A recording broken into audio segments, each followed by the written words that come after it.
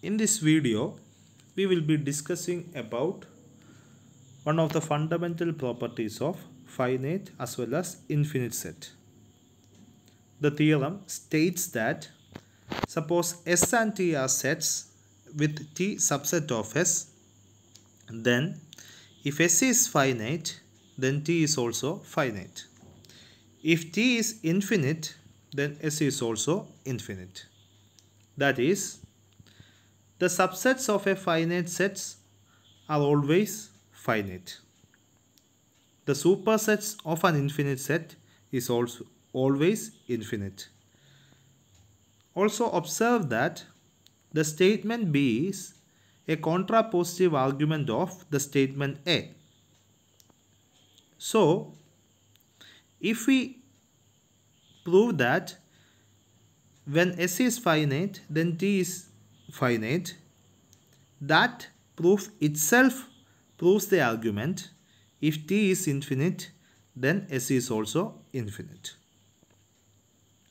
So let's move on to the proof. First, assume that T is an empty set. By the definition of finite set, every empty set is finite. So when T is an empty set which is subset of S, where S is finite, we have nothing to prove. Move on to the case when T is not equal to 5. That is, T is not an empty set. In this case, we prove this theorem by using the principle of mathematical induction on the number of elements of S. So, first we take S as a set with only one element and T is a subset of S. If S is a set with only one element, then the possible subsets of S are T is equal to 5 and T is equal to S. We have already assumed that T not equal to 5. So the only possible case is T is equal to S. Since it is given that S is a set with only one element, T is also a set with only one element. So T is finite. So we have successfully proved that the result is true on a set with only one element.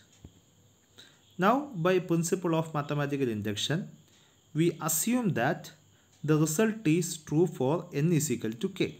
That is, whenever S is a finite set with k elements, all of its subsets are finite sets. Now we have to prove that the result is true for n is equal to k plus 1. So we choose a finite set S with k plus 1 elements. If T is any arbitrary subset of S, we have to prove that T is also finite.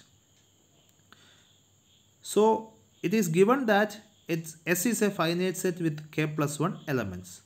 So we use the definition of finite set.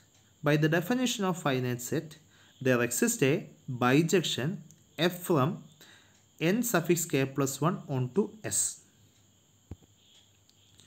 Choose an element of S which is the image of k plus 1. So f of k plus 1 is an element of S. Now there are two cases corresponding to f of k plus 1.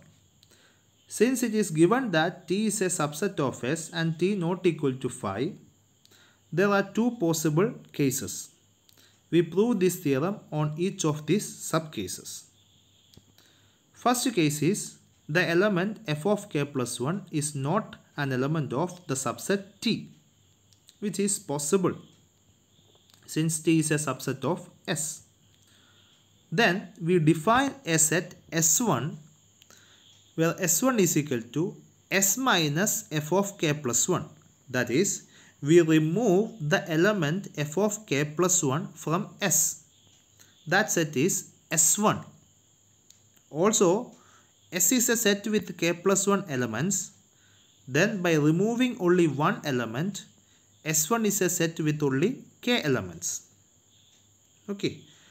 And since T is a subset of S which does not contains f of k plus 1, we can safely assume that T is a subset of S1, since S1 also does not contain f of k plus 1 and S1 contains all other possible elements of S, and S1 is a set with only k elements. So T is a subset of S1 where S1 is a set with only k elements.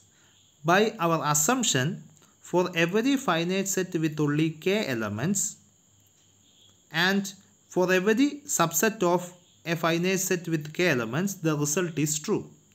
That is, T is a subset of a finite set with k elements. By induction assumption, we can safely say that T is also finite. So the result is true whenever f of k plus 1 is not an element of T. Now the second case is f of k plus 1 may be an element of T. In that case, we define another set T1 by removing f of k plus 1 from T, which is also a subset of S1, where S1 is already defined. Since S1 is a set with exactly k elements, by induction assumption, the result is true for every set with k elements. We can safely assume that the result is true for T1 as well. That is, T1 is also finite. And the only thing which separates from T to T1 is the element f of k plus 1. So, T is T1 union f of k plus 1. Since T1 is finite, T1 union a single element is also finite. So, T is a subset of S which contains f of k plus 1. Then we have successfully proved that T is also finite. So, in every possible cases, when S is finite, all of its subsets are finite. By using contrapositive argument, we can prove that whenever T is infinite, S is also infinite. Thank you.